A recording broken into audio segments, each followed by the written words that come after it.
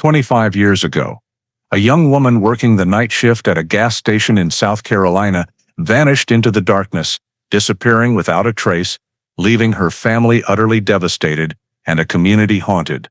Authorities suspected a man who had appeared in a gray car at the scene was involved, but with no body, no clear leads, and the investigation quickly hitting a dead end. Yet, through all those years, the cold case investigators never gave up, clinging to the faint hope that one day the truth would reveal itself. Then one morning, a chance discovery in the Oconee forest revived the entire case and uncovered a detail that everyone had overlooked for nearly 2 decades, a detail powerful enough to turn everything upside down and leave those involved stunned. Before diving deep into this shocking story, let us know where you're watching from, and if you love mysterious cases like this, don't forget to hit subscribe. Greenville County in the summer of 2000 still had the look of a semi-rural southern area, where narrow highways ran through pine forests and sparse residential neighborhoods, with the yellow lights of small shops being the rare thing breaking the thick darkness each night. The Spinks gas station along Highway 25 was a familiar stop for night shift workers, long-haul drivers, and local residents, a place so quiet it was almost unnoticed, except by those who had to stop there. Emily Arden, 19 years old, born and raised in Greenville County, worked part-time at this gas station to help her mother cover living expenses. Her evening shift usually started in the late afternoon and ended when customer traffic slowed down, around after 9 at night. That evening, like any other, Emily completed her routine tasks, checking the shift log, wiping down the cashier counter, reorganizing the display cabinets, and preparing to lock the inner door while waiting for her boyfriend to pick her up. Activity in the gas station had dwindled to near silence, with only the old ventilation fan humming and the occasional sound of vehicles passing on the road echoing in. A strange vehicle then appeared in the limited view of the analog camera, a gray car stopping right next to the service window. Due to the poor image quality, it only captured the blocky shape of the car and a faint reflection of the person inside. Emily noticed the car idling for a few seconds, as if the person inside was observing or waiting for something.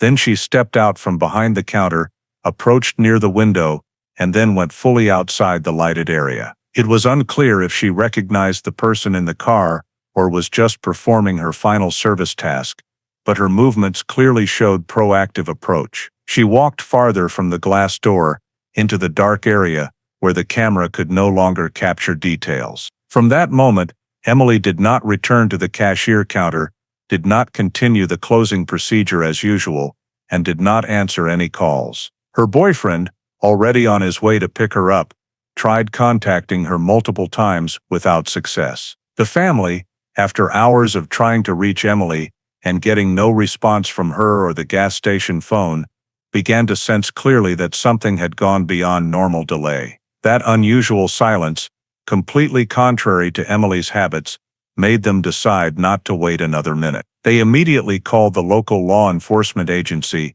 to report her disappearance. In Greenville County in 2000, handling reports of missing adults still followed a process combining guidelines from the South Carolina Law Enforcement Division and local agency operating rules, with the focus on assessing risk level based on the circumstances of disappearance, personal history, and unusual signs at the scene. When Emily Arden's family contacted the Sheriff's Office Dispatch Center, the report was recorded in the standard form: personal information, last contact time, clothing description, and details about the workplace. Since Emily was an adult, not in a special risk category like minors or those with medical conditions, the initial procedure theoretically required waiting additional time to rule out the possibility of her leaving the area voluntarily. However, due to the disappearance occurring at the workplace during a night shift and no one being able to contact her in the time frame when Emily usually proactively updated her family, the report was handled with higher priority than typical adult missing contact cases. The nearest patrol unit was dispatched to the Spinks gas station to check the scene and verify in person. Upon arrival, they immediately noted the unusual emptiness. The service area door was still open. Lights inside were on but no employee present, Items on the cashier counter showed no major signs of disturbance, and there was no clear evidence of a violent incident.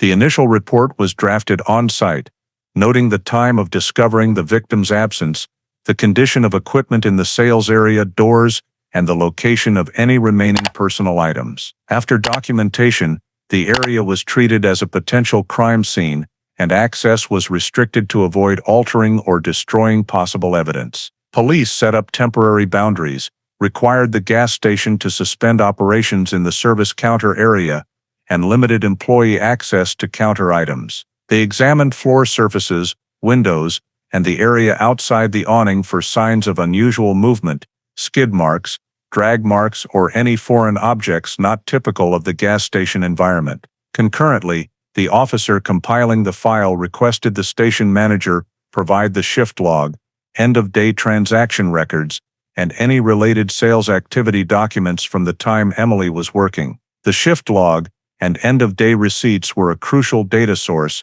Customer count, transaction times, any personal notes in the shift were all reviewed to determine if Emily had marked anything unusual before disappearing. Another important part of scene processing was seizing the station's only recording system, the analog camera mounted on the awning and pointed at the service window. Since it was a tape-based device, police carefully removed the tape, sealed it, and noted the seizure time. They also recorded the camera's position, angle, and coverage range for later cross-referencing. All notes on tape quality, area lighting levels, and camera blind spots were added to the report. Beyond the counter area, police expanded documentation to the parking lot where the gray car had appeared. They surveyed the pavement for tire marks, dropped objects, or any small details potentially related to that vehicle. As this was a gas station with relatively high daytime traffic, most marks were overlapped and hard to isolate,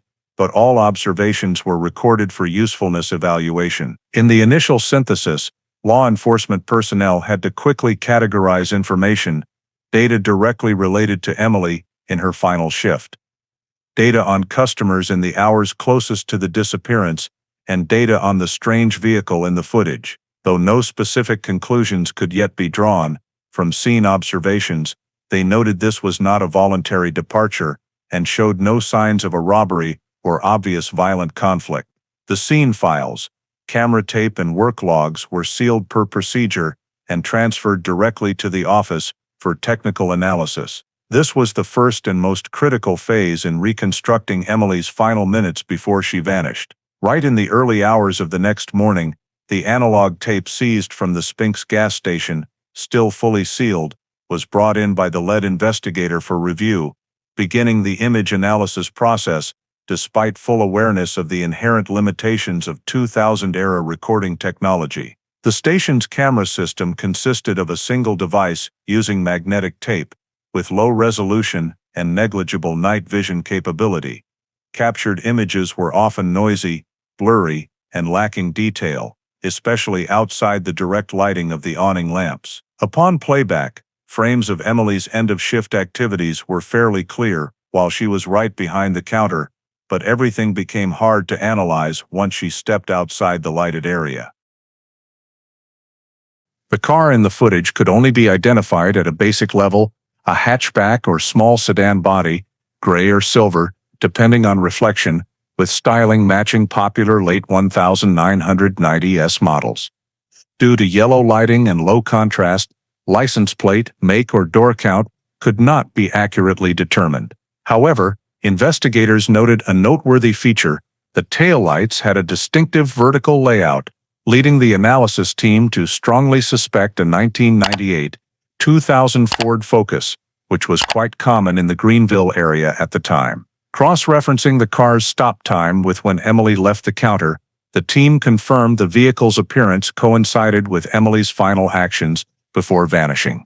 Based on the tape's timestamp and shift log times, there was a mere few-minute gap between the car stopping and Emily exiting the light into the dark toward the vehicle. This coincidence was both significant and hard to characterize. The person in the car could be the last customer, someone Emily knew, or an unrelated individual who happened to appear at the same time. Since the tape did not allow extraction of precise identifying details, the next analysis step relied on gathering statements from people around the area near the last sighting of Emily. Investigators returned to the gas station in the morning to find anyone who might have stopped by the previous evening, but with inconsistent customer flow, few could recall being there at the exact needed time. An employee from a small store over 100 meters away said they saw a light-colored car parked for quite a while in the lot in front of the station, but didn't remember driver details. This statement only further confirmed the vehicle's presence wasn't a camera artifact. A truck driver passing the area in the same time frame reported seeing vehicle lights moving in the parking lot, seemingly someone getting out then back in, but since he was driving at steady speed and only glanced over, he couldn't provide more specifics. The employee who worked the afternoon shift at the station confirmed Emily was acting normally before he left, with no conversations that worried or distracted her. A customer who filled up about an hour before the disappearance said they saw a strange man standing near the packaged food area, dressed simply with no suspicious signs, but couldn't match it to the gray car's appearance due to the time difference. These statements, though fragmented and lacking specificity, were recorded and added to the analysis list because at this stage, any detail could become pivotal in identifying someone connected to Emily's disappearance. Combining camera data and statements gave investigators a broader picture of the final minutes. The area around the gas station wasn't completely empty, but no one directly observed or noticed anything unusual in the interaction between Emily and the strange car. The car's appearance right as she left the counter created a new analysis axis, though initial evidence was still too thin for any specific conclusions. The process of reconstructing Emily Arden's disappearance timeline was conducted immediately after police completed scene processing and initial data collection. To most accurately determine when she left the work area and narrow the time window in which the incident could have occurred. Information sources compiled included footage extracted from the gas station's analog camera, the shift log and end-of-day transaction documents, and statements from people near the area the evening before Emily vanished. Combining these sources was essential to form a continuous timeline, from Emily's final work activities to the moment any contact with her ceased to be recorded. First, police analyzed shift log markers. Emily's last transaction was logged relatively close to when the gray car appeared in the camera frame. This showed she was still at the counter, continuing normal work with no signs of haste or behavior change. End-of-shift tasks, like counting change, closing the log, and organizing cabinets were recorded as incomplete, indicating Emily left the work area mid-task, contrary to her daily routine. Meanwhile, the camera footage, despite limited quality, provided a clear timestamp. Emily stepped out of the light and toward the gray car just minutes after her last transaction. The time gap between these markers was determined relatively accurately via the camera system's internal clock and printed transaction timestamps, forming the basis for the time void, the period when Emily was no longer in camera view and did not return to the counter. Witness statements collected earlier, though not directly seeing Emily leave, helped supplement indirect information on people in the area and the strange car's presence. No one reported Emily leaving alone, no one saw her get into a known person's car, and no description showed unusual behavior before vanishing. The lack of witnesses seeing Emily leave proactively helped police rule out her abandoning the shift voluntarily. Additionally, personal records and family statements confirmed Emily had no history of overnight absences, no internal conflicts, and no plans to leave the area that day. This reduced the chance of voluntary disappearance or self-missing a line of inquiry to eliminate early for focus on abnormal signs. Another key factor to rule out was time confusion in workplace disappearances, sometimes shift changes, or passers-by mistake sighting times. However, thanks to the rudimentary but continuously operating camera system, police verified no one else appeared in the area after Emily left the counter, with no discrepancies between shift log times and camera frames. This reinforced the final sequence's accuracy. After cross-referencing all data, Police established a relatively narrow suspect timeframe from when Emily stepped out of the counter into the dark to when family couldn't reach her and reported it. In this window, no signs of Emily returning to work, no new transactions, no employee movement captured on camera. Based on collected markers, investigators determined the event leading to Emily's disappearance occurred in a very short period, likely just minutes after she approached the strange car. Pinpointing this narrow, evidence-based time frame was a key step, as it allowed the investigation to focus on tracing the vehicle present at that exact moment and eliminate numerous unrelated possibilities. This timeline also served as the basis for evaluating initial hypotheses' feasibility while providing groundwork for subsequent analyses on travel routes, potential victim-suspect interaction, and the area range a suspect could have taken Emily from the gas station given evening traffic and time constraints. Based on the established timeline and the actual data collected from the scene, the investigative agency began constructing initial hypotheses to determine the appropriate approach for the next phase of the case. This analysis was based on criteria commonly used in disappearances at workplaces, combined with the victim's personal profile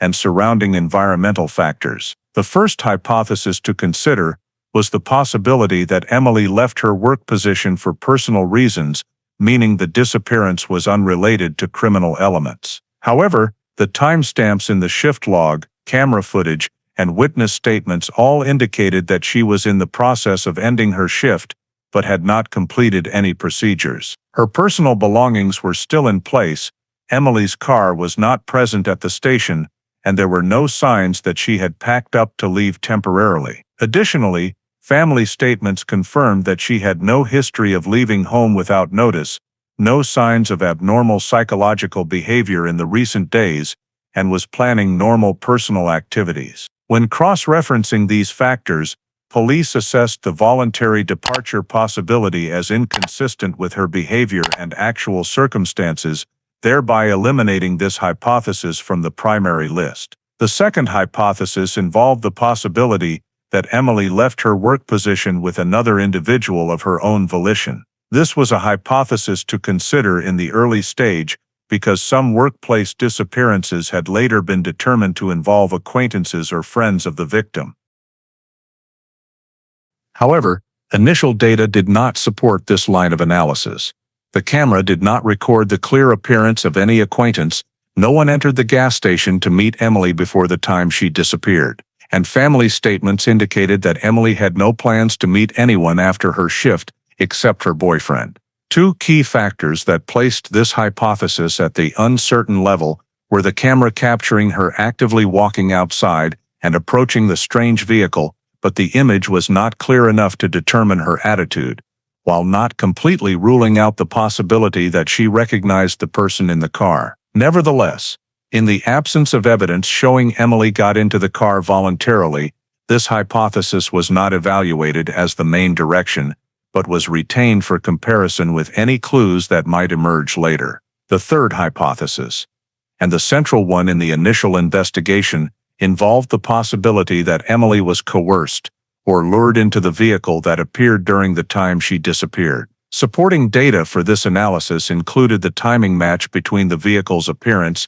and Emily leaving the counter, her entering the dark area outside the camera shortly after the vehicle stopped, and the lack of any activity at the counter from that point onward. Furthermore, the work environment during a night shift at a relatively empty gas station was a factor that could easily facilitate an individual approaching the victim without drawing attention. The footage did not capture any clear behavior indicating resistance, but this did not rule out the possibility that Emily was forced or threatened verbally, or in a way that prevented her from reacting in time. From the above analyses, investigators unanimously agreed that the main investigative direction needed to focus on verifying the identity of the gray car and its driver. This was seen as the factor most directly related to the final developments before Emily's disappearance, and the only point that could create a breakthrough in the initial phase. Based on the general shape of the car in the camera, the investigative team proceeded to compile a list of matching vehicle models, narrowing it down to small hatchback or sedan groups in gray or silver produced in the late 1990s, with particular attention to models with vertically arranged taillights. From there, the initial focus group of vehicles was identified as including Ford Focus models from 1998, 2000, late 1990s Honda Civic models, and a few Toyota Corolla models from the same period with similar colors and shapes. This list was not intended to conclude on a single vehicle type, but served as the basis for moving to the phase of screening registered vehicles in the area, thereby narrowing the scope of potentially involved parties. Constructing investigative hypotheses in this direction helped police have a clear orientation, avoid dispersing resources into low-value possibilities, and create a foundation for implementing subsequent analysis steps based on data about the vehicle and possible routes related to Emily Arden's disappearance. Immediately after finalizing the initial investigative hypotheses and identifying the focus related to the suspect vehicle, law enforcement agencies moved to organizing a search of the area surrounding the scene to determine in which direction Emily Arden might have left the gas station and whether any physical traces were left on the adjacent road segments. The initial search radius was established based on the very short travel time calculated from when the camera recorded Emily stepping out of the lighted area. Since this time frame only lasted a few minutes, the priority initial area was the parking lot, the roadside along Highway 25, and the open land behind the gas station where light did not reach. The search team proceeded to inspect the road surface, drainage ditches, areas next to trash bins, and the path leading behind the station, points where if there was dragging, falling objects, or unusual movement, traces were likely to remain. However, the area around the Spinks gas station had fairly complex terrain when moving away from the lighted zone. Just a few meters beyond the awning, the surface shifted to dirt mixed with grass, uneven, quickly bordering a sparse forest, and then expanding into dense tree strips along Highway 25. Police soon realized that if Emily had somehow been taken off the scene in the direction leading into the forest, focusing the search only around the gas station would not be sufficient. The second reason for expanding the search area related to the structure of informal trails that local residents often used as shortcuts to nearby residential areas. These small paths were unlighted, had no signs, and were easily overlooked, if only observed from the main road. Some of these trails cut across lowlands or shallow ditches, places likely to retain traces of movement activity. Therefore, the search team had to expand the radius from a few dozen meters to several hundred meters, including the trails and roadside forest strips. Organizing a search team in late-night conditions was impractical, so the official activity was deployed the next morning with participation from multiple units, the sheriff's office, SLED, K-9 teams, and some local volunteers. The search plan was established based on a grid sweep method, dividing the area around the station into small blocks, depending on tree density and visibility. The K-9 team specialized in missing persons searches was deployed to the nearest trails and forest edges, while police foot teams swept in parallel straight lines from the main road deep into the wooded area. Another group surveyed water ditch segments and low-lying areas because these were places where items or traces could be swept or thrown into. In the forest section, adjacent to Highway 25, where there were many dry leaves, soft soil, and underbrush, easily imprinting marks, investigators focused on searching for any signs indicating the presence of two people or a vehicle stopping beyond the camera's view. They examined strange shoe prints, compressed soil areas, small tire marks, or grass displaced in unusual directions. Meanwhile, the roadside survey team continued scanning along a length of more than 1 mile, checking small objects like handbags, fabric pieces, or anything that could have fallen during movement. However, the search effort faced major difficulties due to diverse terrain, weak light when going deep into the forest, and the fact that the area had scattered pedestrian traffic, making many traces indistinguishable as new or old. After many continuous hours, the K-9 team did not detect any scent traces strong enough to determine Emily's movement direction, which was not surprising because the time since her disappearance had elapsed, and the local geology could dissipate scents quickly.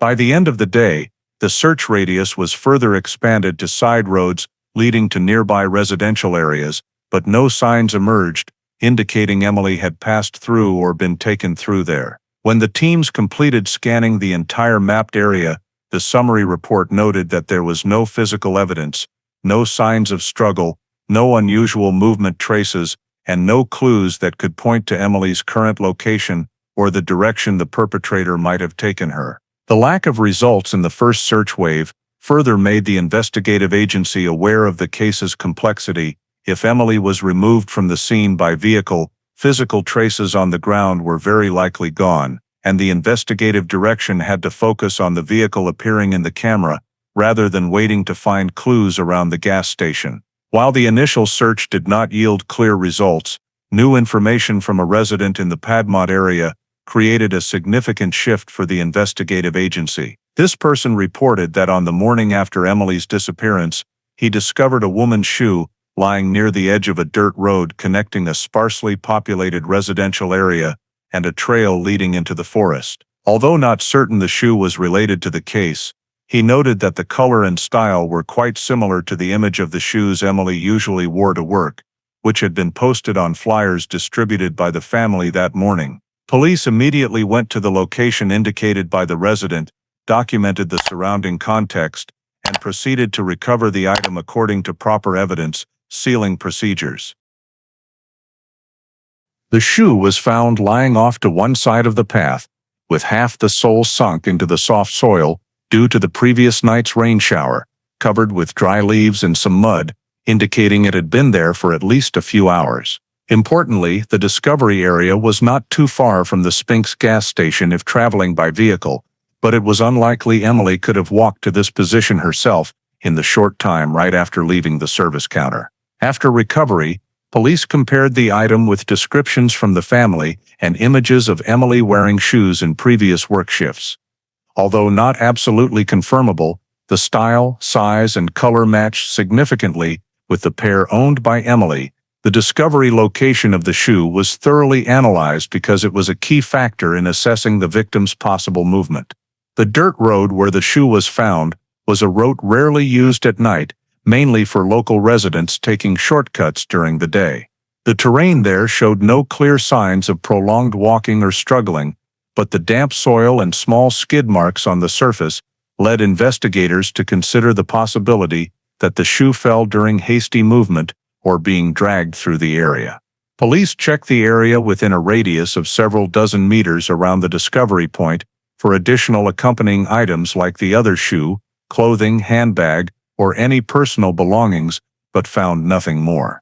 This increased the likelihood that the shoe fell off while the perpetrator was taking Emily away and did not notice it. From an operational perspective, the shoe discovery was not strong enough evidence to determine Emily's current location, but it provided an important clue. The victim was most likely removed from the gas station by vehicle and passed through the Piedmont area along a certain route before the traces became discontinuous. The distance between the gas station and the shoe discovery location indicated two things. First, if the shoe fell during movement, the car may have taken a detour, not the straight route along Highway 25.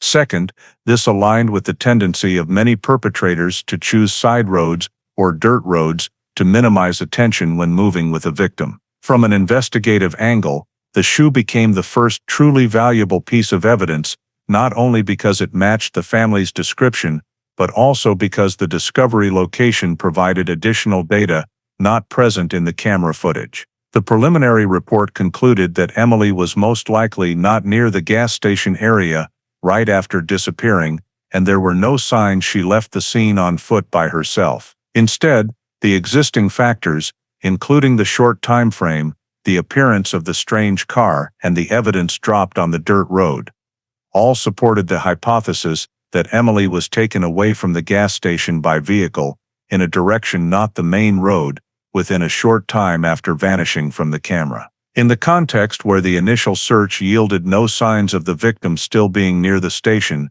this evidence helped shape a clearer possible movement direction of the perpetrator and served as the basis for expanding analysis in subsequent steps. Based on the established hypotheses and the first collected evidence, the investigative agency shifted focus to identifying the vehicle appearing in the analog camera footage, as this was the only element that matched the timing of Emily leaving her work area. From the limited observation in the tape, the car was determined to have a shape belonging to the small sedan or hatchback group, light gray or silver in color, with taillights in a vertical arrangement, most matching Ford Focus models from 1998, 2000 and some similar models from the same period, but the Focus was considered the highest probability due to its prevalence in Greenville County during this time. Police compiled an initial list of vehicles with matching shapes, colors, and sizes, then narrowed it down based on the taillight features recorded in the footage.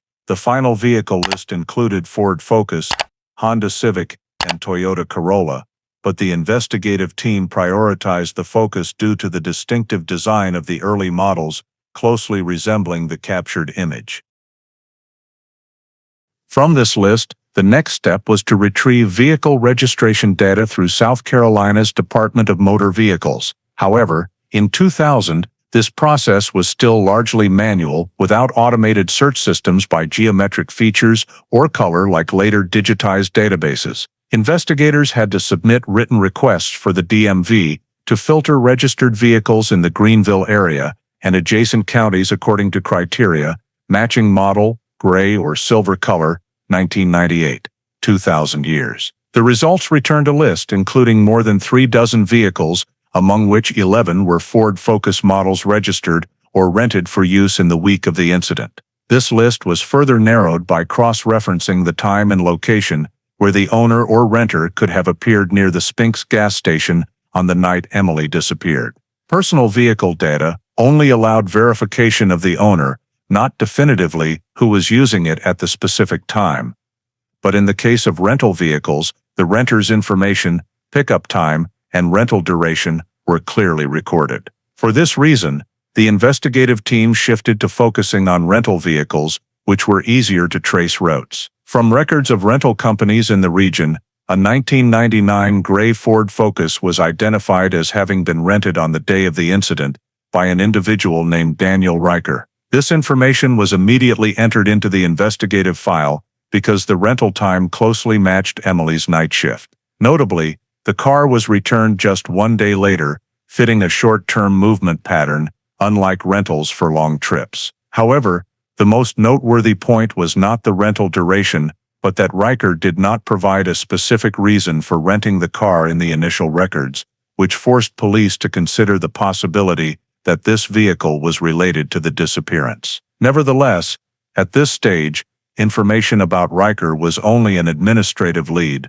not evidence showing he was directly involved in Emily's disappearance. There were no records from the gas station indicating Riker had interacted with Emily, and in the footage, the person in the car could not be identified due to the extremely poor image quality. Investigators noted in the file that Riker needed to be approached to clarify the purpose of the rental and his movement schedule that night. But they also emphasized that renting a gray Ford Focus, even matching the camera description, was still not enough to designate him as a suspect. Because the number of matching vehicles in the area was still quite large, and the camera data too limited to confirm the exact type, police viewed the lead related to Riker as one of many directions to check, rather than the sole primary focus. All notes related to the vehicle screening process, including the vehicle list, owners, renters, registration times, and geographic scope, were entered into the investigative file to serve further analysis when additional data became available. Thus, although identifying a gray Ford Focus rented by Daniel Riker was a significant step in narrowing the vehicle list, the investigative agency still did not have sufficient incriminating signs or basis to view him as a suspect, and the investigative direction continued to rely on other factors to precisely determine the connection between this vehicle and Emily Arden's disappearance. After determining that Daniel Riker was the person who rented the gray Ford Focus, matching the description from the camera, the investigative agency proceeded with the approach protocol in accordance with proper procedures for an individual potentially involved. but without sufficient indicators to consider as a suspect. Two investigators were assigned the task of contacting Riker through the address listed in the rental records and requesting that he present himself for questioning. The initial session took place at the sheriff's office with the primary goal of verifying the reason for renting the vehicle, the travel itinerary during the time Emily went missing, and any details that could assist in determining the location of the vehicle on that evening. During the statement-taking process, Riker maintained a superficially cooperative attitude. He confirmed renting the Focus to go to Spartanburg for side work, but did not provide specific details such as the client's name, the construction site location, or the start and end times of the work. When asked about the time frame of the disappearance, Riker stated he was in the Spartanburg area all evening, a formal statement but without any witnesses mentioned to corroborate it. The investigators attempted to clarify further by asking about the remembered travel route, number of stops, refueling times, or locations passed along the way. However, Riker only provided vague responses such as, "Don't remember clearly, just drove straight, didn't pay attention to the time," making it impossible to accurately reconstruct the route he had taken. Notably, when asked if he had stopped in the Greenville area that evening, Riker asserted no reason to go there, but did not explain why the rental log showed no activity, proving he was actually in Spartanburg. For example, store receipts, parking lots, or notes related to the repairs he claimed to have performed. The investigative agency attempted to verify Riker's alibi, but faced significant limitations. In 2000, cross-referencing mobile phone signals for location was nearly impossible. Traffic cameras were very few, and automated sales systems did not retain user information as they would later. This meant Riker's alibi, though weak and unsupported by evidence, could not be completely disproven. Questioning about individuals who could confirm his presence also yielded no results, as Riker insisted he worked alone and the client wasn't home that evening, while also failing to provide any specific contact numbers. The investigators assessed Riker's demeanor. He showed no signs of anxiety, did not evade questions, but also did not provide any information specific enough for cross-verification. This type of limited cooperation often appears in individuals who want to avoid leaving traces but also do not want to refuse to answer, as that could heighten suspicion. However, the investigative field cannot rely on intuition or impressions to draw conclusions.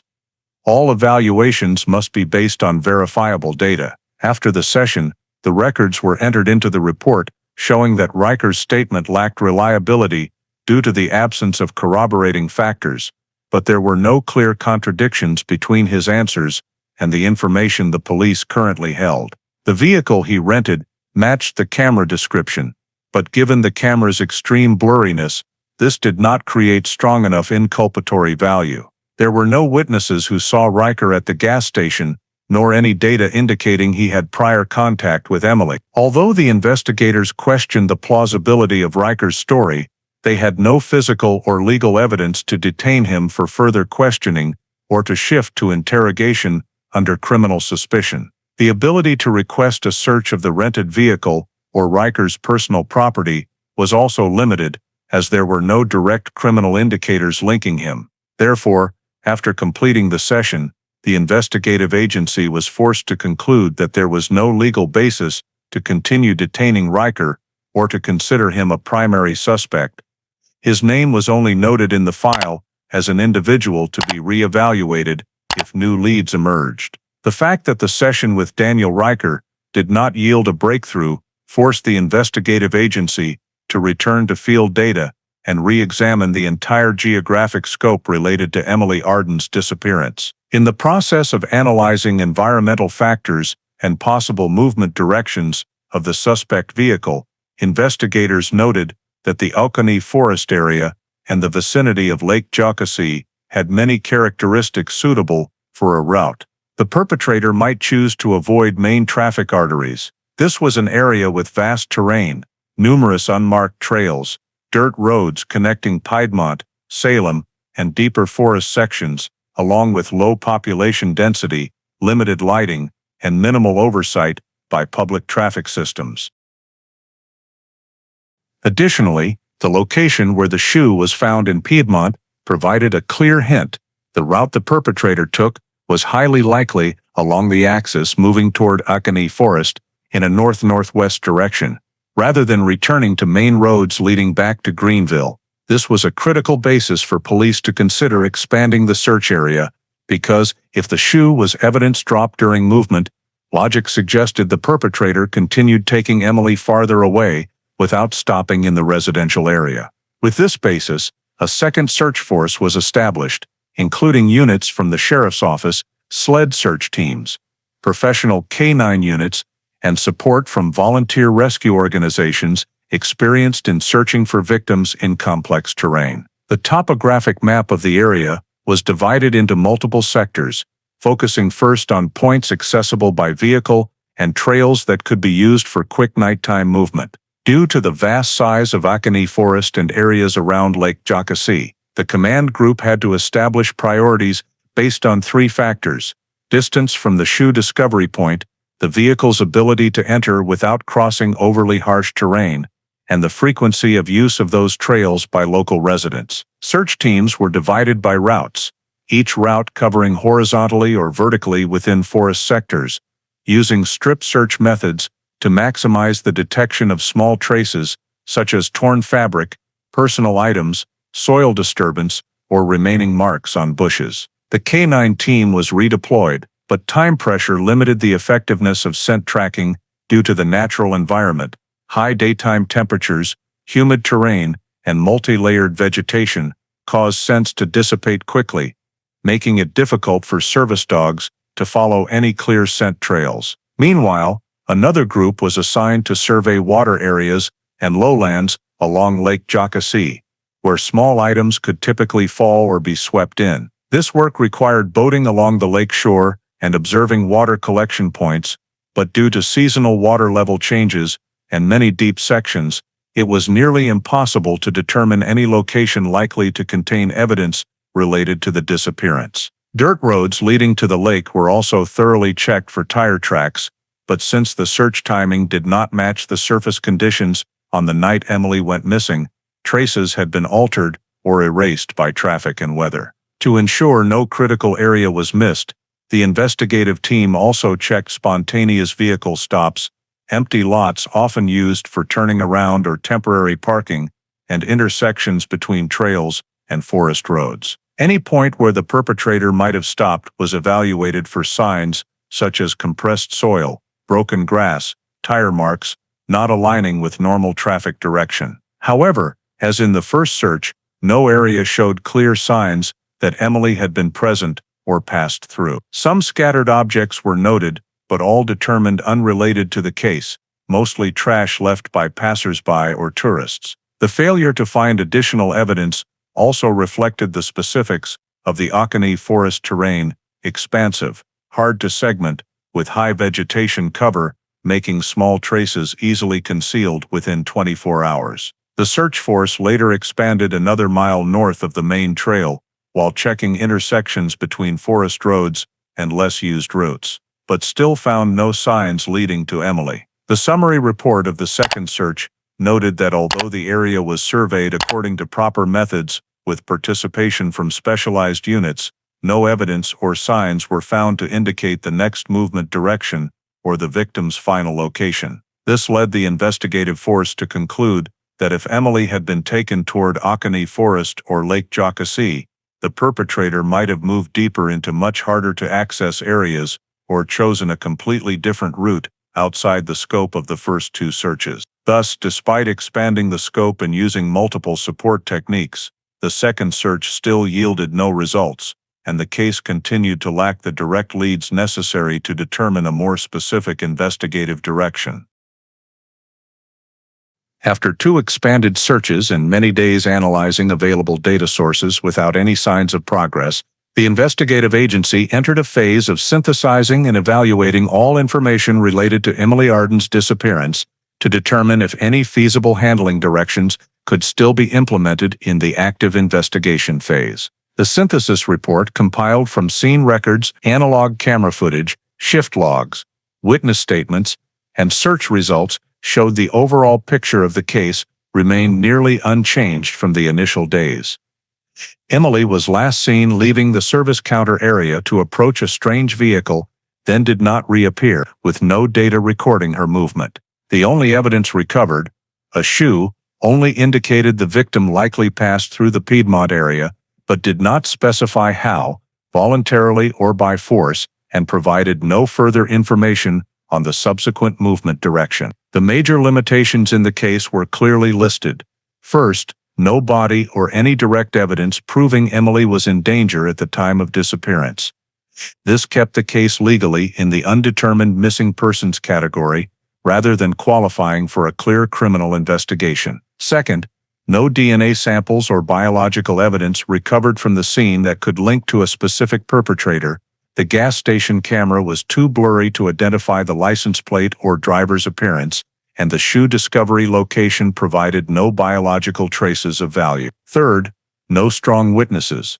All statements were indirect, none saw interaction between Emily and the person in the vehicle, and no one identified the perpetrator. This made reconstructing the victim's final interaction impossible under 2000 data conditions. Sessions with the most related individual, Daniel Riker, also yielded no progress. Although the match between the vehicle he rented and the camera vehicle was notable, no data proved he was at the gas station at the time Emily went missing, and his statement, though vague, had no clear contradictions to label as false. In the context of no legal basis to continue detaining Riker and no evidence linking him to the scene, his name was retained in the file as an individual to re-evaluate if new leads emerged, but he could not yet be considered a suspect. Upon reviewing the entire file, the investigative team concluded that no further active investigative measures could be implemented in the current phase. The main directions, searching the Oconee Forest and Lake Jocassee areas,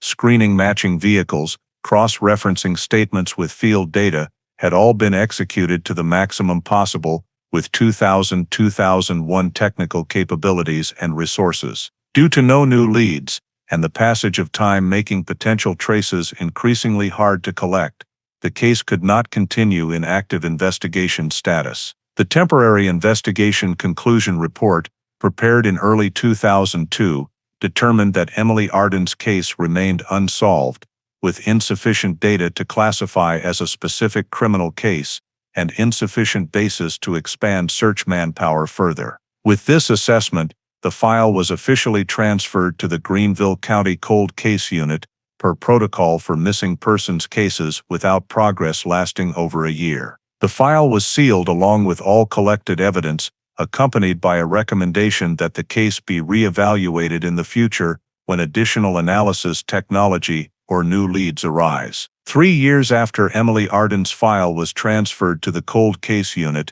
the Greenville County Division handling backlog cases conducted a periodic review in 2005 to reassess cases over 3 years old and determine if advancements in forensic technology or new state system data could support reopening any files. Emily's file, though not among cases with clear criminal indicators, was included in the review list because it had a dropped piece of evidence and the appearance of a strange vehicle right before the victim vanished.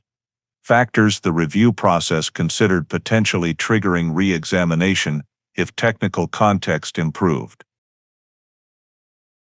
The cold case review team began by re-examining the entire original file scene reports, camera analysis results, work shift logs, witness statements, and the session record with Daniel Riker. The re-evaluation followed standard steps, checking file completeness, assessing whether data sources were maximally utilized in the initial investigation phase, and considering the applicability of new technology or methods. In Emily's case, the review team quickly concluded there were virtually no procedural gaps in the initial handling. The investigative teams had fully implemented activities appropriate to the 2000-2002 context and capabilities. They proceeded to evaluate the potential for reanalyzing the camera tape, long considered a major case limitation. However, although image digitization technology in 2005 had advanced somewhat from 2000, image enhancement tools were still not powerful enough to recover details from a highly noisy analog tape. SLED image technicians confirmed the tape could not provide any more reliable details on the license plate or driver's appearance. Any intervention beyond processing thresholds would distort rather than improve the image. Forensically, 2005 DNA technology mainly advanced in analysis speed rather than sensitivity for heavily degraded evidence samples, so the recovered shoe also could not yield usable DNA. Soil samples on the shoe had been compared to Oconee forest area samples in the initial phase, but yielded no conclusions. The review team determined 2005 technology was insufficient for more precise mineral or microstructure soil analysis. They also checked if Daniel Riker's 2000 phone signal or payment card data could be retrieved, but most telecom and banking systems from that time did not retain data that long, and 2005 lacked automated historical data recovery or lookup tools like later modern systems. Another factor considered was the possibility of changes in statements or new witnesses emerging, but in the 3 years since the file entered cold case, no new information had been reported by local citizens. No one identified the camera vehicle, nor did any witness recall new details related to the evening Emily went missing. Reviewing the rental list for the month of the incident showed no one besides Riker with a suspicious history, and no matching vehicles on the list were recorded in any other related incidents. After completing all evaluation steps per the 2005 cold case protocol, the review team had to conclude there were no new feasible investigative directions to reopen the case. Image, DNA, and administrative data technologies at the time were not advanced enough to overcome the original file's limitations. The review report concluded the case should remain in the cold case unit, awaiting future technology allowing deeper intervention or the emergence of additional witnesses or evidence. The period from 2009-2012 marked a new review cycle by the cold case unit of missing persons cases lasting over 8 years, including the file on Emily Arden. This review process was triggered not only by periodic standards, but also by several changes in data storage and sharing policies among state agencies, allowing cross-referencing of information from sources that the 2005 investigation team had previously been unable to access. Although no new witnesses came forward regarding the case, the cold case unit decided to re-examine Emily's file to assess whether these changes could create opportunities to expand investigative leads. A notable aspect of the 2009-2012 review was the increasing digitization and centralization of data on vehicle rentals from the 2000s, enabling retrieval of an individual's rental history over multiple years. When checking information related to Daniel Riker, who was noted in the original file as a person of interest to monitor if new data emerged, the investigation team discovered several noteworthy behavioral patterns. Between 2000 and 2006, Riker had a rental frequency higher than average compared to most local residents with similar economic conditions, with many rentals lasting 1 or 2 days, sometimes just a few hours, and no clear reasons noted in the rental company's records. Some rentals occurred during periods when he did not own a personal vehicle, which was not unusual for someone with fluctuating income, but the anomaly lay in the gaps between rentals and the mileage recorded on return paperwork, often far exceeding the distance of a single work trip.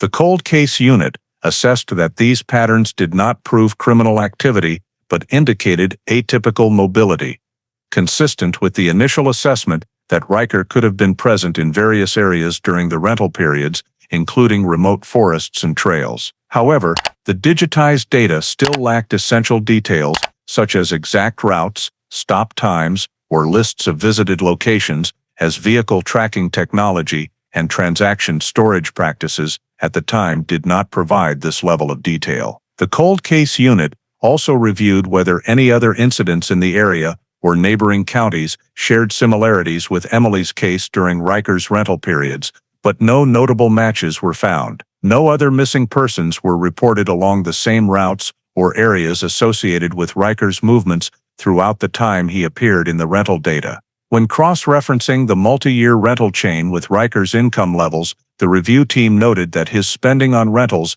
did not fully correlate with his small-scale construction occupation, but the discrepancy was not large enough to serve as supporting evidence for criminal involvement, as many workers during that era also relied on short-term rentals for flexible jobs. Reanalyses were conducted on evidence collected in 2000, including the shoe and camera footage, but all previous limitations remained intact. By 2012, forensic technology had advanced, primarily in DNA sequencing and mixed biological analysis. In this case, however, the evidence lacked the necessary biological traces. Image enhancement techniques, similar to digital processing, were still insufficient to extract license plates or the driver's appearance from the heavily noisy analog tape. In overall evaluation, the cold case unit concluded that although Riker's rental history had some anomalies and points of interest, they did not meet the threshold required to reopen a criminal investigation. No new direct or indirect evidence emerged to confirm Riker's involvement in Emily's disappearance, beyond the fact that he rented a vehicle that might match the one in the camera footage. Therefore, the 2009-2012 review report concluded that the Emily Arden file must continue to be maintained in cold case status, with a reinforced note that Riker is an individual to be re-evaluated if future technological changes or new evidence arise. 18 years after Emily Arden disappeared and the case file was frozen in the cold case unit, an unexpected event occurred in Oconee County in March 2018, creating the most significant turning point since the investigation began. A group of Transportation Department workers was clearing a roadside area of fallen trees for a forest access expansion project near Lake Jocassee, when they discovered an object exposed from soil eroded after prolonged rainfall. Initially, the workers thought it was animal remains, but upon closer inspection, they recognized the bone structure resembled human bones. Recognizing the seriousness, the workers immediately contacted the Oconee County Sheriff's Office to report the incident. The area was temporarily sealed off, and forensic investigators were dispatched to the scene to confirm the nature of the discovery. Upon approaching the area, the forensic team noted that the bones were located between the edge of the dirt road and dense vegetation, a position prone to erosion from rainwater flowing down the natural slope. The exposed bones included part of a skull and several scattered long bones, indicating the body may have decomposed in place over a long period. There were no signs of a staged scene or recent body movement. Instead, investigators assessed that the body was likely buried shallowly or superficially covered, and over time, natural environmental forces had exposed the remaining bone fragments. Initial on-site analyses included recording the position of each bone fragment, measuring correlations between the discovery location and surrounding terrain, and searching for accompanying items such as clothing, accessories, or personal evidence. Within a radius of a few meters, the forensic team recovered some rotted fabric scraps, an oxidized metal zipper, and a nearly completely decomposed remnant of a sneaker, all sealed and transferred to the analysis lab. The discovery site was about half a mile from main trails, deep in the lakeside forest, an area previously included in search perimeters, but not fully surveyed due to the vast scope and complex terrain. Identifying the remains at this stage was a priority. Due to the prolonged decomposition, traditional identification methods like dental records or visual recognition were impossible. So bone samples were sent to the SLED Forensic Lab for modern DNA analysis, which had advanced significantly by 2018. DNA extraction from bone, which was very limited in 2000, could now isolate sufficient fragments for comparison with reference DNA from relatives. Emily Arden's family was contacted to provide DNA samples, and the comparison was conducted using advanced STR analysis systems. Within just a few weeks, results showed a high match between the Oconee bone samples and Emily's mother's DNA, with a probability nearing 100%. Sufficient to issue an official identity conclusion. The remains belonged to Emily Arden, who had been missing since August 2000. This was the most critical piece the case had lacked for nearly 2 decades: confirmation of the victim's death and identification of the body's location. The identification results were forwarded to Greenville County, where Emily's missing persons file remained in the cold case unit. Confirming the victim's identity not only verified death, but also held significant legal implications.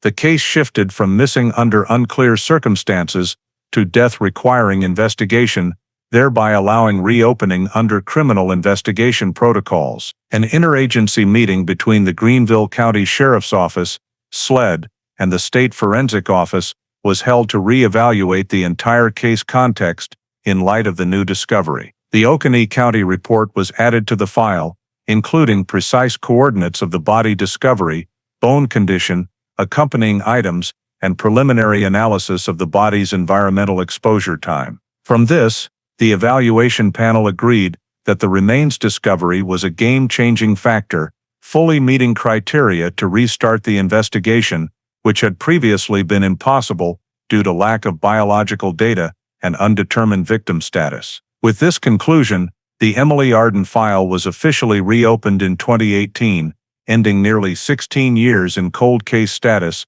and marking a pivotal shift, paving the way for new investigative steps based on modern forensic technologies and expanded analyses from the body discovery site. After the remains were confirmed to be Emily Arden's, the next phase of the investigation focused on detailed 2018 scene analysis to clarify the context of the body's discovery, including the origin of soil adhering to the bones, decomposition levels consistent with time of death, and the potential to determine the initial burial location before erosion exposed it. Geological and mineral analysis became central, as the Oconee Forest and Lake Jocassee lakeside area have complex geology with varying soil layers over short distances, allowing traceback of the body's origin based on soil compatibility. Forensic experts began by collecting soil samples directly at the discovery point, including surface layers and deeper layers around the exposed bones. Soil adhering to the bones,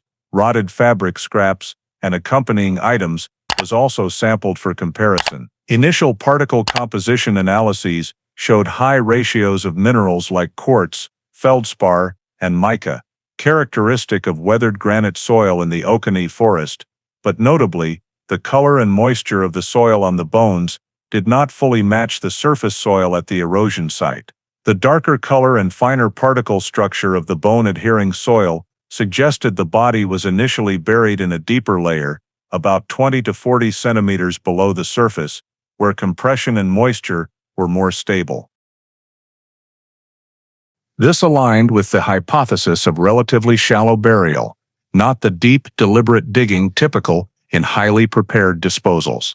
Additionally, microscopic soil analyses detected traces of humus, the organic mulch layer characteristic of long-accumulated leaf litter under dense forest canopy, helping the forensic team confirm the body had been in a forested environment rather than moved from open or waterside areas. When expanding soil sampling to other forest locations, including points several hundred meters away, comparisons showed the bone-adhering soil most closely matched samples from a lower elevation area near a secondary trail about 0.5 miles from the discovery site.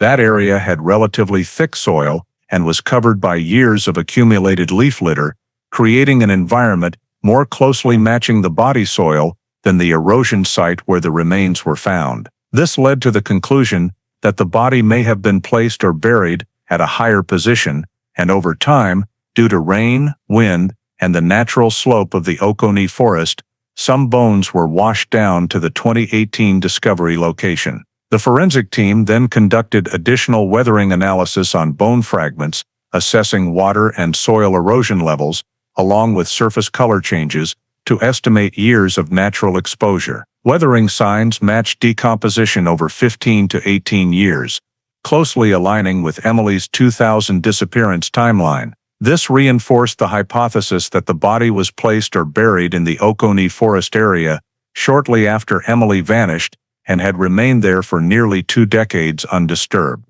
A key difference between the bone-adhering soil and the erosion site soil was the presence of small amounts of peridot particles, a rare mineral found only in limited areas near the western edge of the Oconee Forest. Finding peridot in the bone soil did not match the 2018 discovery site soil, but perfectly matched samples from a denser forest area near an old dirt road, once used by local authorities for an old ranger access point.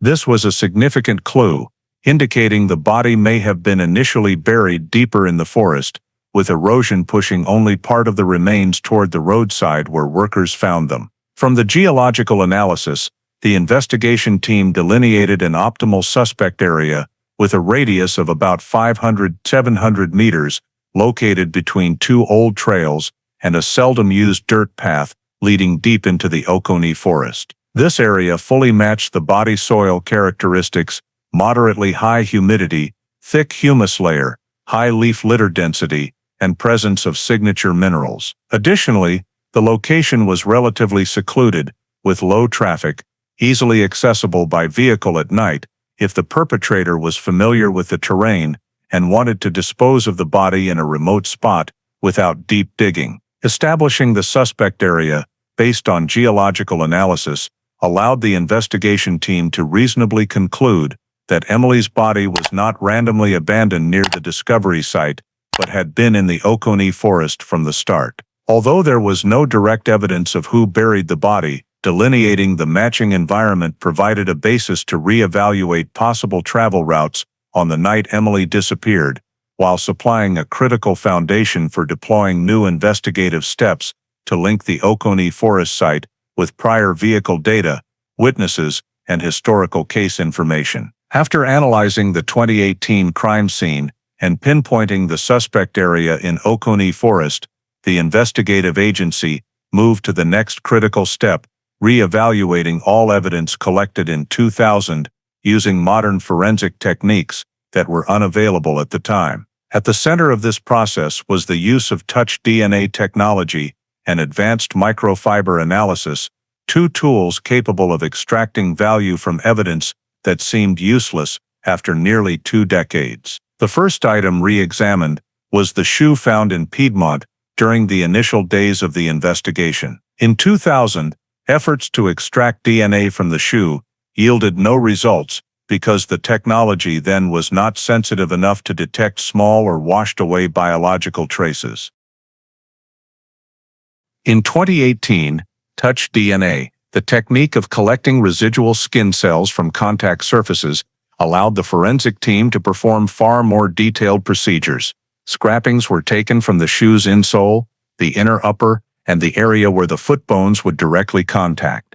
The amount of DNA obtained from these locations was very low but still sufficient to generate a genetic profile suitable for comparison with Emily Arden's reference sample. The results showed a clear match, confirming that the shoe indeed belonged to Emily, thereby strengthening the chain of events that she was taken from the gas station and passed through the Piedmont area on the night of her disappearance. This validation not only reinforced the link between the evidence and the victim, but also elevated the shoe's role to legally valuable evidence, as it established part of the victim's route within the time frame of the crime. The next step was reanalyzing the fabric fibers and microscopic materials collected at the gas station crime scene in 2000, which at the time were deemed insufficiently informative to exploit.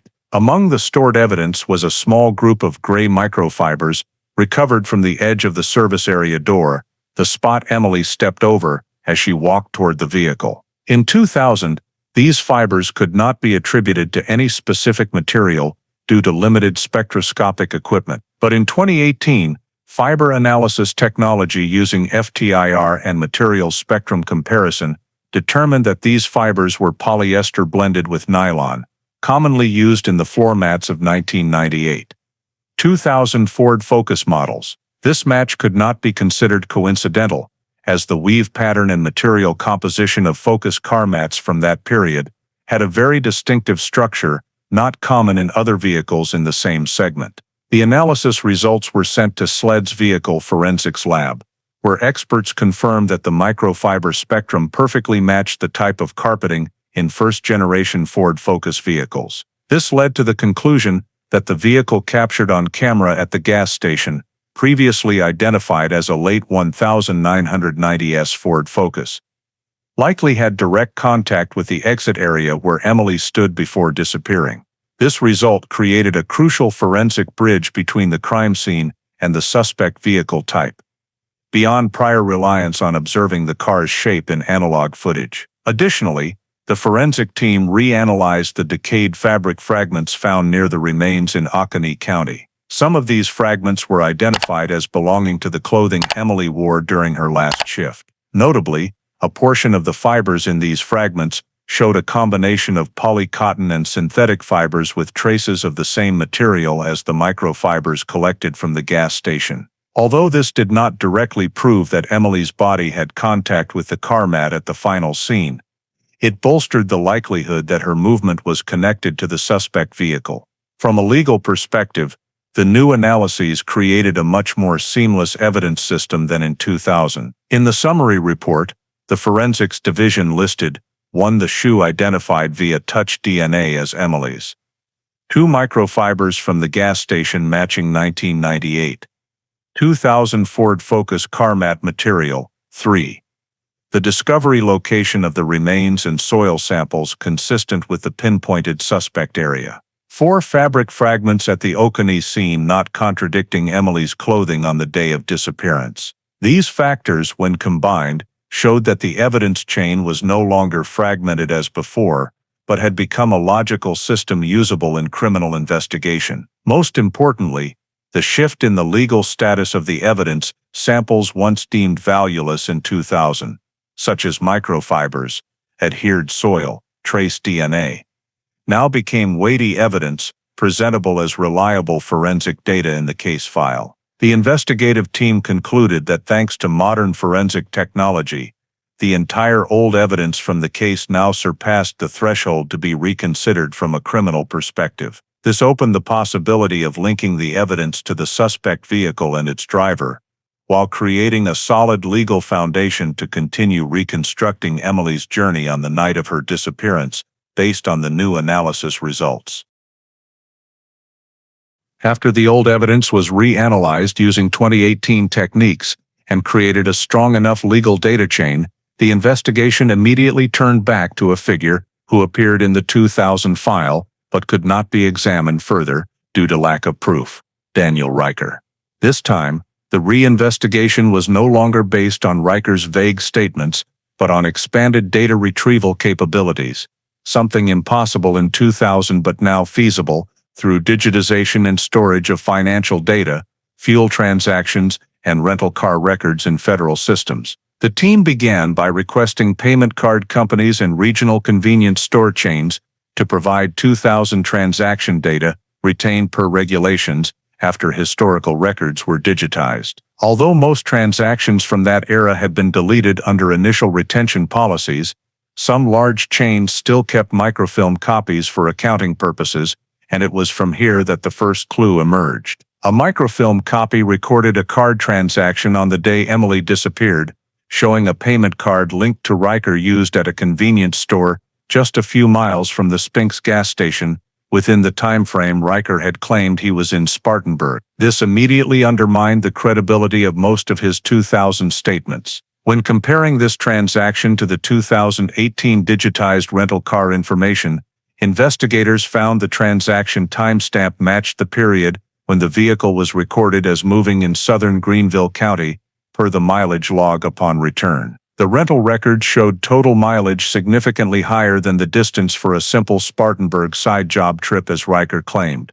A round trip from Greenville to Spartanburg would be about 60 kilometers, but the return paperwork showed over 170 kilometers. This discrepancy became a major point of suspicion, and investigators began matching that mileage to possible routes leading to the Oconee forest area and the shores of Lake Jocassee, where the remains were found in 2018. When inputting the data into a route analysis model, they realized the distance from the Spinks gas station to the geologically pinpointed area and back to the return point within Riker's rental window nearly perfectly matched the recorded mileage, a journey over 160 kilometers, including dirt roads and trails that could increase mileage beyond standard paved routes. The route match was further reinforced by another factor. Topographic maps showed the most feasible entry into the Oconee forest near the body discovery site was not a main road but a little-used dirt path, one that the 2000 search team had never scanned.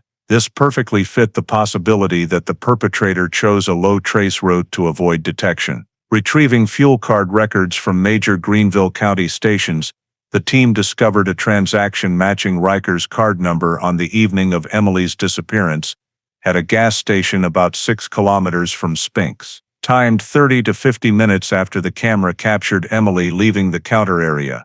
This indicated the vehicle made a short stop right after leaving the scene, likely to refuel before heading on a longer route toward Oconee Forest. When cross-referencing transaction data, mileage traveled, and rental pickup return times, the timeline reconstruction model began to take clear shape. Riker's presence in Greenville at the time of Emily's disappearance was no longer speculation but proven by transaction records. Even the interval between the fuel transaction and returning the car the next day unusually matched the time needed to leave Greenville, reach the Oconee Forest area, dispose of the body, and return. Data from the rental company records also noted a new legally valuable detail. The employee receiving the car noted that the interior had an atypical amount of dirt on the mat under the passenger seat. This note had never been considered evidence in 2000 because there was no basis to link it to Emily's disappearance, but when compared to the microfiber analysis showing the Ford Focus mat in the camera matched fibers at the gas station scene, this detail became particularly significant. The atypical dirt was described as dark-colored, potentially related to the forest area identified in the 2018 geological analysis. Though no sample remained for comparison, the description still helped bolster the travel itinerary case. Finally, to complete the timeline, the team rechecked all of Riker's invoices, financial transactions, and other activities in the week of the incident. All confirmed one thing: there was no evidence whatsoever that Riker worked in Spartanburg that evening. No clients, no job sites, no building material purchase invoices related to his claims. At the same time, the period he disappeared from transaction points lasted exactly within the window suitable for traveling to and from the Oconee Forest. When all data was compiled in the 2018 timeline reconstruction report, the conclusion became clearer than at any point since 2000. Riker was not only in Greenville on the evening Emily vanished, but also undertook a travel itinerary remarkably consistent with the route taking the victim to the area where the body was found. These elements, card transactions, rental car records, mileage, interior note, and timeline matching the remains location, created a complete legal basis to shift Daniel Riker from person of interest to the central suspect in the reopened case file. Based on the new evidence chain obtained from reanalyzing old evidence with modern techniques and fully reconstructing Daniel Riker's movements on the night Emily Arden disappeared, the investigative agency had sufficient legal grounds to obtain a search warrant for Riker's residence, a cabin deep in a sparsely wooded area of Pickens County, where he had lived since 2003. The warrant application was submitted to the court based on a compilation of grounds including the match between microfibers at the gas station scene and 1998. 2000 Ford Focus car mat material, card transaction data proving Riker's presence in Greenville at the time of the disappearance. Recorded mileage on the rental car consistent with the route to the remains discovery area, and the rental employee's note about unusual dirt in the interior. These factors met the probable cause threshold to believe Riker's cabin might contain evidence related to the case. After the judge approved the warrant, a combined team from SLED, Greenville County Sheriff's Office, and forensic technicians was deployed to the cabin. It was a small wooden structure, hidden behind a narrow dirt road, surrounded by thick cedar and pine trees, fitting Riker's consistently private lifestyle. During the search, the team focused on areas commonly used to hide items or store sensitive objects: the attic, under the bed, the outdoor tool shed, and the storage building behind the cabin. From the first minutes, they noted several unusual signs. In the attic, dust was thick, but a large area had been relatively recently swept clean, indicating someone had moved items there lately. In the tool shed, amid many old tools, the search team found a thick nylon bag wrapped in duct tape, hidden deep in a manually latched wooden compartment.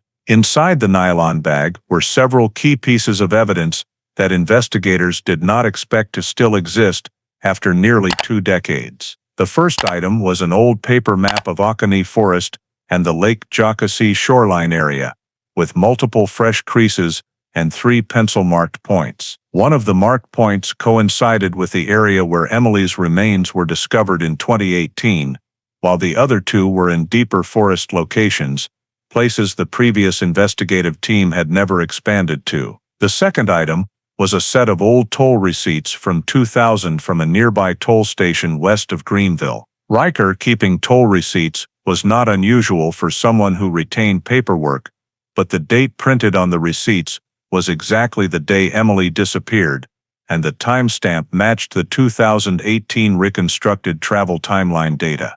The third item, and most legally significant, was a length of 3-strand beige rope, tied with specialized knots. Preliminary analysis by the on-site forensic technician showed this was a common type of rope from 2000 hardware stores.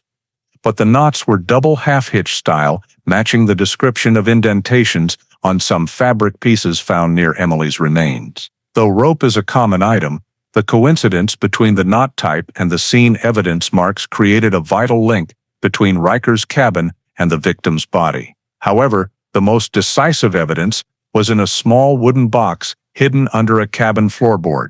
When the technician lifted the board, they found a Ziploc bag containing personal items: a small silver ring, a green plastic hair clip, and a broken half of an old employee ID badge, still readable as Emily A. Emily's family later confirmed the silver ring and hair clip both belonged to her, items she always carried to work and never left behind. The existence of these items in Riker's cabin could not be explained in any way other than that they were taken from the victim. This was the strongest legal evidence in the entire reinvestigation process. When compiling the catalog of evidence seized from the cabin, the team prepared a report classifying the legal significance of each item. The map with matching marks provided proof that Riker had accessed and shown interest in the area where the body was found. The old toll receipts authenticated his presence in the time frame and area consistent with the travel timeline. The rope with matching knots created a physical link to traces on 2018 scene evidence. And most importantly, Emily's personal items directly proved Riker's contact with the victim on the day she disappeared. From a legal standpoint, this evidence not only created a solid basis to view Riker as the prime suspect, but also reinforced the entire logical system from the moment Emily left the gas station until the body was discovered. This was the biggest investigative breakthrough since the case was reopened in 2018 and became the foundation for moving to the next prosecutorial phase of the file. After the search warrant for Daniel Riker's cabin yielded a series of key pieces of evidence with high legal value, the investigative agency proceeded to the next step. Interrogating Riker for the second time, this time in a completely different context from 2000. No longer an initial information-gathering session, the 2018 interrogation was built on forensic data, physical evidence, and a movement timeline restored using modern technology. The investigator began by requiring Riker to explain his entire schedule on the evening Emily Arden disappeared, recreating the exact form of questions asked in 2000 for direct comparison between old and new statements. Right from the first minutes, the differences were clear. In 2000, Riker asserted he was in Spartanburg doing side work and had no reason to go to Greenville. In 2018, when asked again, he stuck to the same story but was unaware that investigators had evidence of his card transaction at a convenience store a few miles from the Spink station, right in the time frame of the incident. When comparing the two statements,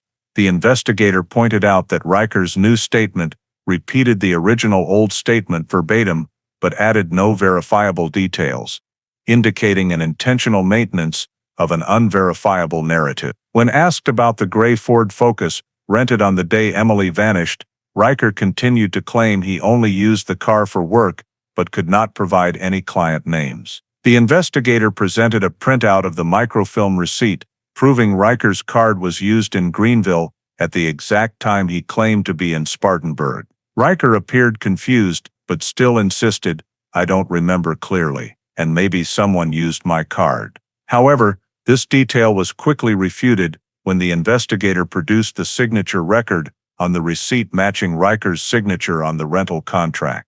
Next, the investigator questioned the mileage on the rental car, a figure far exceeding the normal Greenville-Spartanburg distance. In 2000, when asked, Riker had said, "I just drove straight, don't remember the route."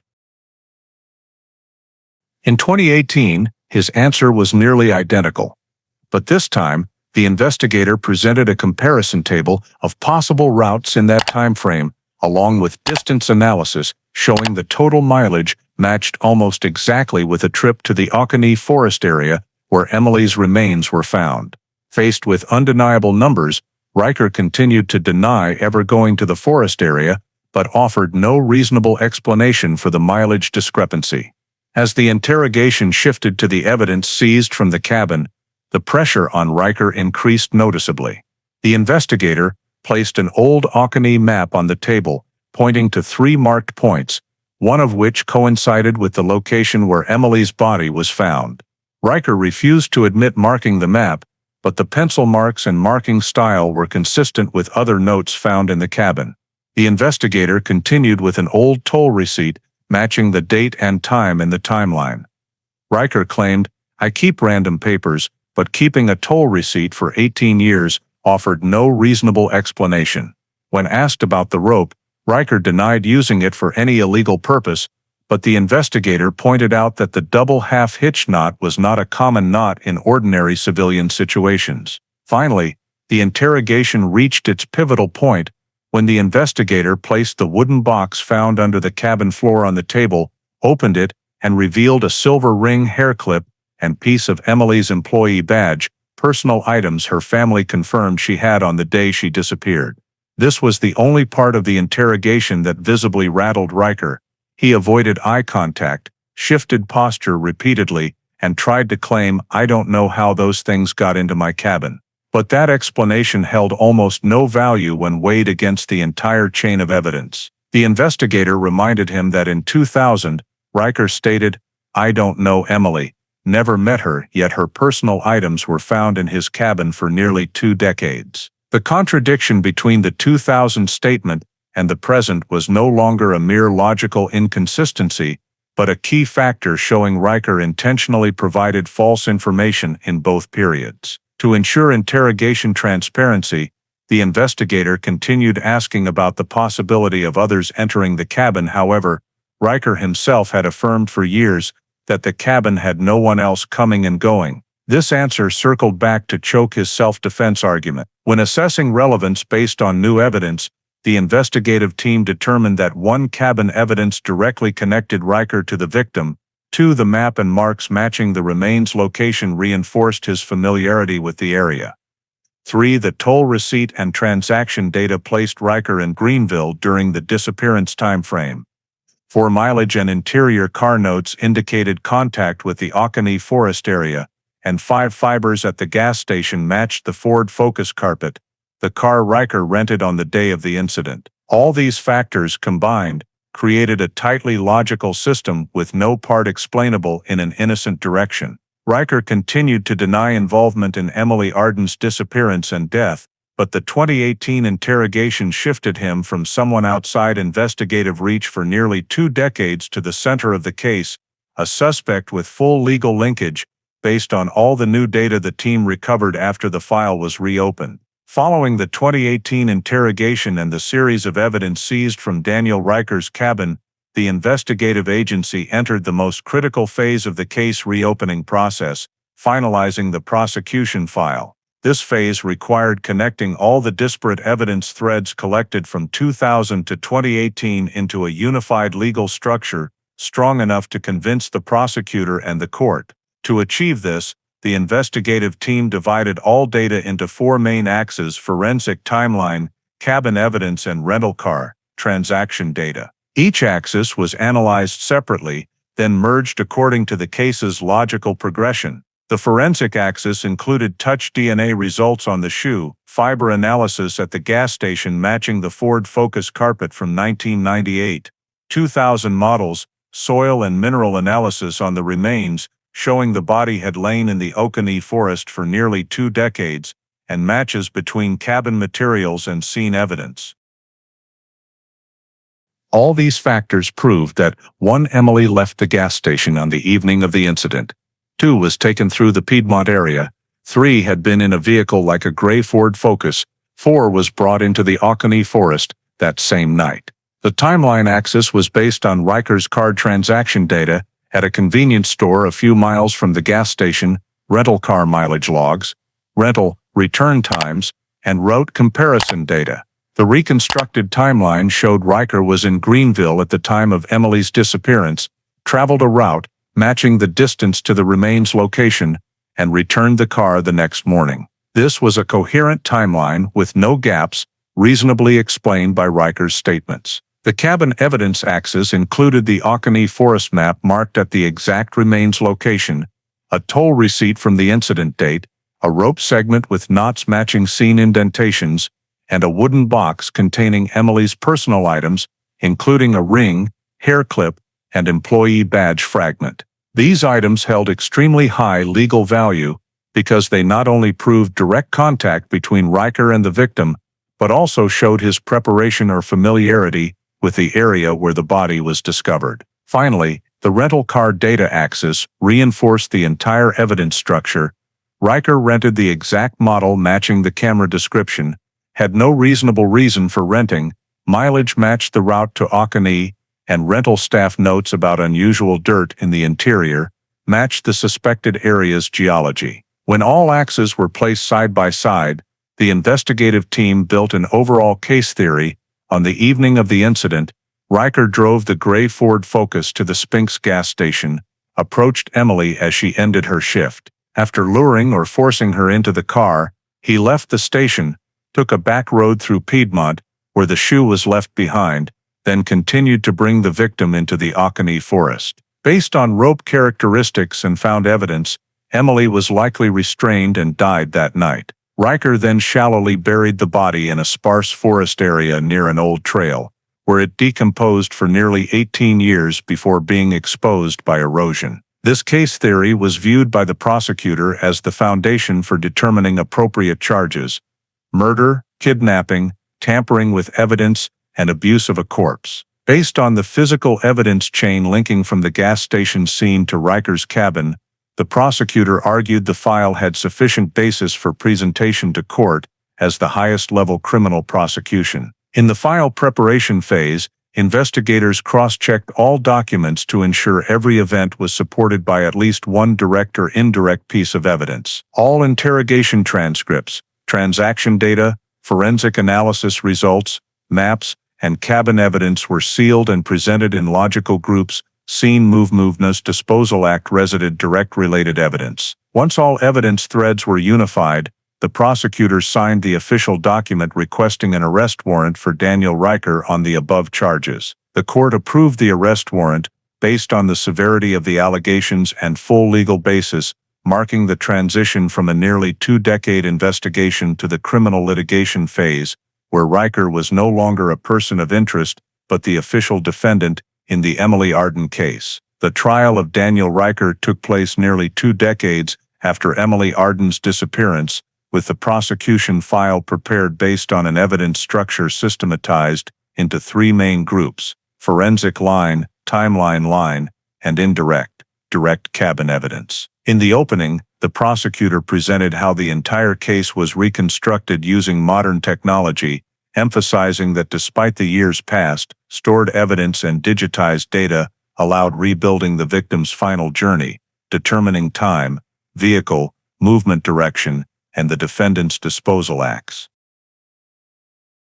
The forensic line was presented first because it was the heaviest group. Touch DNA on the shoe found in Piedmont confirmed it belonged to Emily. Fiber analysis at the gas station matched Ford Focus carpet material from 1998, 2000. Mineral and soil layer analysis on the remains showed the body had been in the Oconee forest since around 2000. And fabric scraps found near the remains matched the outfit Emily wore on her last shift. The prosecutor argued these results could not be explained in any innocent direction. They established direct links between the victim, travel route, and remains location. Next was the timeline line, the point the jury viewed as extremely important because it shattered Riker's entire 2000 statement. The prosecutor presented recovered microfilm card transactions, proving Riker was in Greenville at the exact time of Emily's disappearance. They showed rental car mileage, far exceeding the Spartanburg distance, and pointed out the figure matched precisely the route to the Oconee forest area where remains were found. They also presented interior car notes about unusual dirt, then compared cabin soil to the suspected area's geology, showing significant similarity. Finally, the cabin evidence line, the part that silenced the entire courtroom when revealed, an Oconee forest map marked at 3 locations, one matching the discovery site. An old toll receipt matching the timeline date and time, a rope segment with half-hitch knots, similar to scene indentations, and most importantly, the wooden box containing Emily's silver ring, hair clip, and employee badge piece. The prosecutor argued no innocent possibility, explained Emily's personal items appearing in Riker's cabin for nearly 2 decades. Hidden under the floor, a typical concealment method in premeditated crimes. In rebuttal, the defense attorney tried to argue there were no direct witnesses seeing Riker kidnap Emily, that much evidence had been affected by time, that the cabin had existed for years and could have been entered by others. However, the prosecutor refuted each point, evidence sealed for nearly 20 years, proved unaltered. The cabin was confirmed by Riker as no one else coming and going for years, and the entire forensic timeline, cabin elements connected tightly as a complete logical system, not disjointed clues. The jury was asked to evaluate 3 core questions: whether Riker was in Greenville the evening Emily disappeared, whether Riker took the victim to the Oconee forest area, and whether cabin evidence was sufficient to prove direct contact between defendant and victim. After 8 hours of deliberation, the jury returned to the courtroom and delivered a unanimous verdict. Daniel Riker guilty of first-degree murder, kidnapping, and concealing a body. In the sentencing hearing, the judge emphasized that the case's severity, including prolonged concealment and disposal acts, made life without parole the most appropriate punishment. Riker remained silent as the sentence was read, neither admitting guilt nor offering any final explanation. The investigation conclusion was released immediately after the trial, summarizing the entire case-breaking logic, from the shoe left on the dirt road, the gray Ford Focus appearance in blurry 2000 camera footage, to modern DNA technology, mineral analysis, transaction data recovered from microfilm, and evidence hidden in the cabin.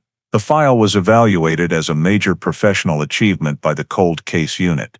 It proved a case seemingly unsolvable in 2000 could still be resolved. When technology, data, and interagency processes reached sufficient strength, the Emily Arden case became a prime example of combining modern forensics and historical data, affirming that time is no longer a barrier to justice, and that frozen cases can always be revived when the final piece appears. The story of the Emily Arden case reflects a reality not unfamiliar in modern American life. Many disappearances start from seemingly small details: a late-night shift at a gas station, a strange car appearing for a few minutes, a journey no one knows about, but lead to irreversible consequences. Emily's disappearance in 2000 shows that even relatively safe communities like Greenville County are not immune to risk, and a few minutes of lost vigilance can create opportunities for crime. The story also highlights the vital role of data, something almost impossible to utilize at the time of the incident. From blurry analog camera tapes to microfilm receipts accidentally preserved, all became crucial pieces helping solve the case nearly 2 decades later. This shows that in modern American society, where technology is present in every transaction, every card swipe, and every vehicle stop, everyone needs to be aware that their traces, good or bad, can be traced back. Another important lesson lies in the Cold Case Unit's refusal to abandon the case despite no clear leads for years. This persistence reflects the value of justice in American culture.